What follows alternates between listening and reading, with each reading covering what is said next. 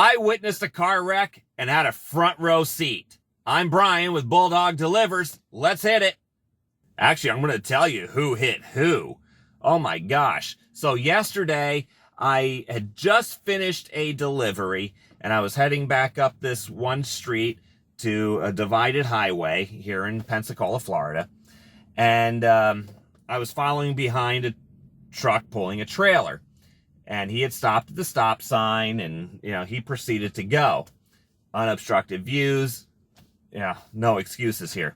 He pulled right out in front of a car who just, slammed into the trailer and, knocked that trailer. Didn't knock it over, surprisingly. I don't know how it happened, but anyway. So there I was, front row seat to all of it. And so I stopped, pulled off the road, called 911, and started giving a report. The driver of the passenger car who hit the trailer, he was really, really upset. And I'm thinking, oh, geez, what are we getting into here? And so anyway, I'm on the phone with 911, giving a description of the situation, the type of cars, the people that I see, were there any injuries, none were visible, describe the damage, describe the road condition, car blocking the road, debris in the roadway, and the like. So that way they get enough information so they can send the appropriate response. And so then I ended up going to talk to the guy. It's very clear whose fault it was. So I went and talked to the driver on this side of the road, the victim, and the other driver was on the other side. I couldn't go over to check on him. It was just unsafe to do so, but I could see he was out walking around and he was on his phone. So I figured everything's okay. So I have a question for you.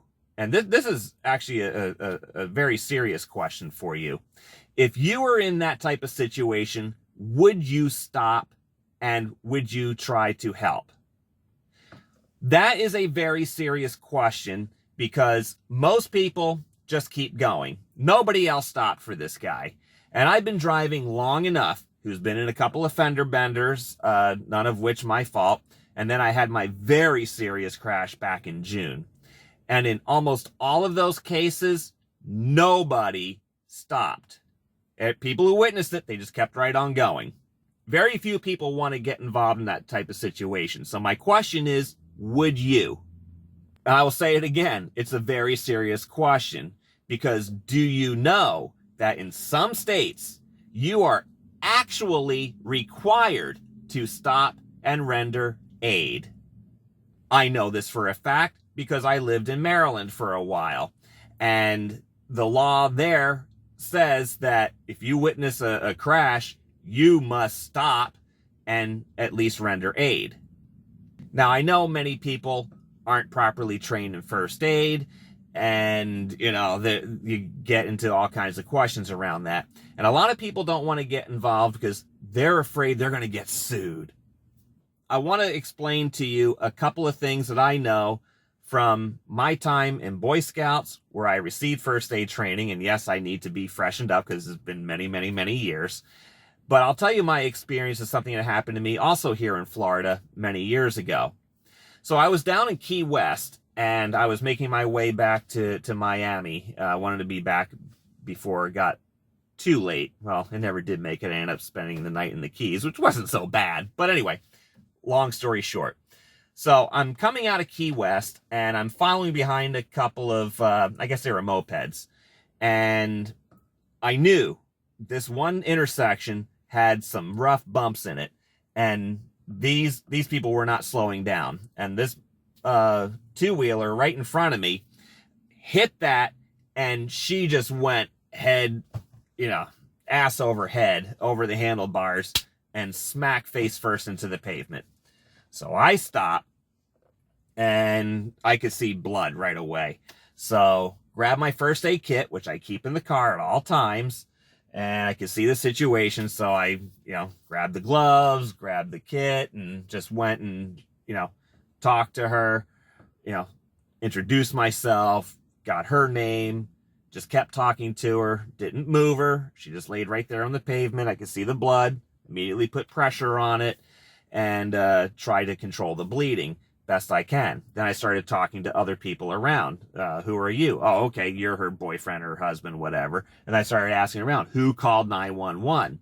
Because at that point, you want to find out, was 911 called? Because when someone is hurt like that and they're bleeding heavily, time is of the essence. So you want to make sure at least help was called. So I knew that, somebody established, yes, they called 911. Great. Okay. I'm going to stay and talk to this crash victim here and just try to keep her calm, keep her as comfortable as possible without moving her, because I didn't know if there was any other injuries involved, and stayed with her until, medical help arrived.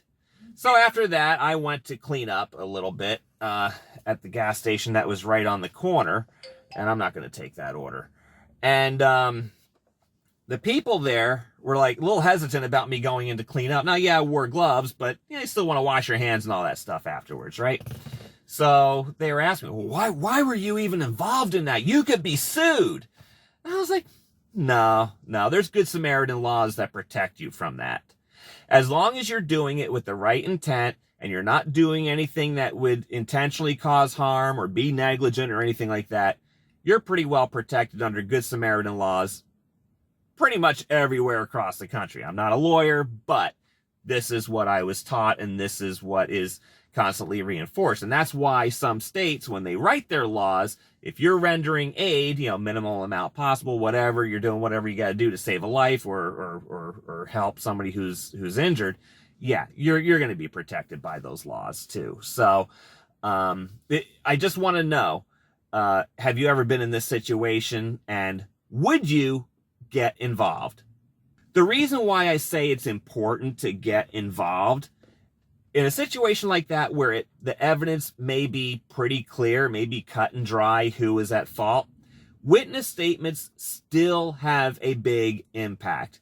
It's going to affect the way insurance companies handle a claim, especially if there's any kind of dispute to the facts. It may help in any kind of court cases where traffic citations are issued, because you will be subpoenaed to court. So being a witness, you have to be prepared that you may be subpoenaed to court. If you get a subpoena, you must show up, or you can get in trouble for not showing up. So these are things that are a bit of a commitment, but you know what? It's good citizen service. That's what a good citizen does. And you never know what's going to happen. And so you just want to be, aware that you may have a legal obligation to stop and get involved.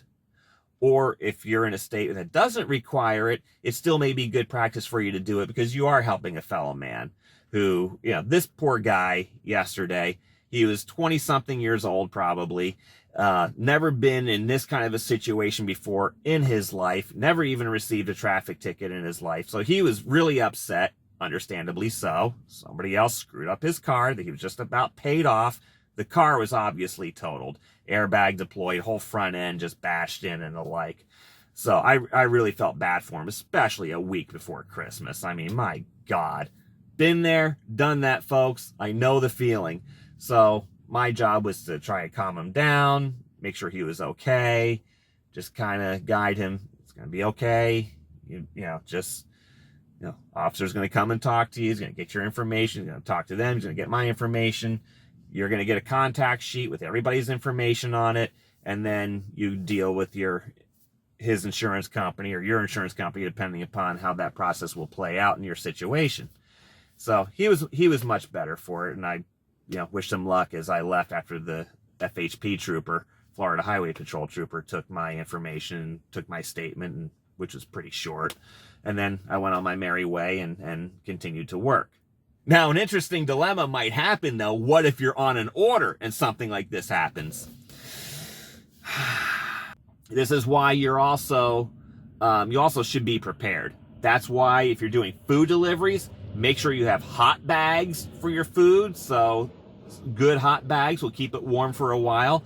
And again, my view on having coolers, with ice packs in them. That'll help you with cold stuff too, just in case you run into a major delay. So I just want to say, be prepared, and you've got some very cold weather coming up soon too. Many parts of the country are going to be experiencing extreme cold weather. And do I want this order? Shit, no. So, anyway, it's just over $1 a mile. Not really. So here's what I suggest you do.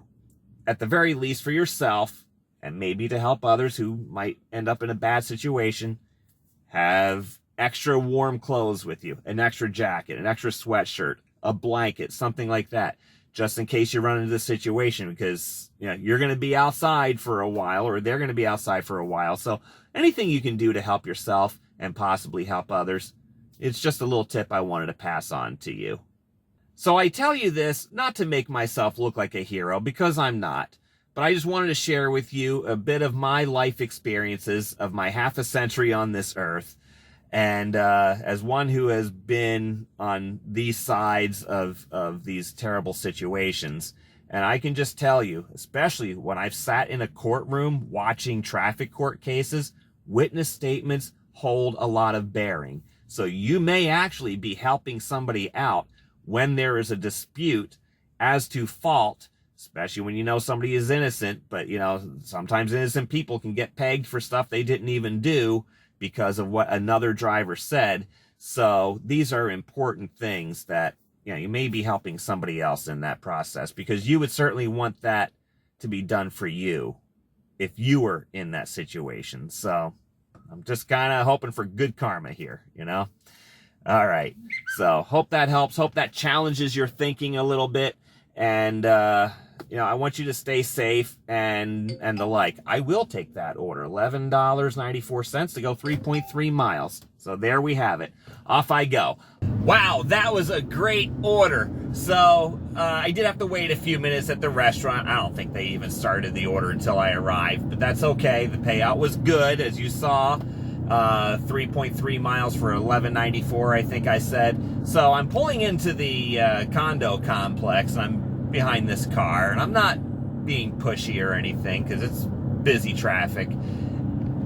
Turns out that was the customer I was following in. And so I parked right next to her, and she's like, "Oh, ASAP order." I said, "Yep." She goes, "That's me." I said, "Oh, great." So I walked it up to her door. ASAP's now requiring pictures for their order. So I explained I had to take a picture. So I put it down on the counter just inside her door. No problem. Had a nice little chat with her about the cold weather that's coming in, because here in the deep south, we are going to get a deep freeze, and it's going to be a brutal day on Friday. I don't even want to think about that. I miss my shorts and flip-flops already. Well, anyway, as you can see, even today I'm wearing a fleece jacket. It's 54 degrees, and it's chilly. So, but yeah, I know, I'm a Floridian now. So anyway, so we were chatting there for a couple minutes just about that and Christmas coming up. Yeah, $10 tip on top of the $11.94. I made that in about, a half an hour.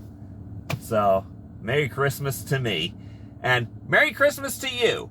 I'm Brian with Bulldog Delivers. Until next time, and if I don't talk to you before, Merry Christmas. Go get 'em!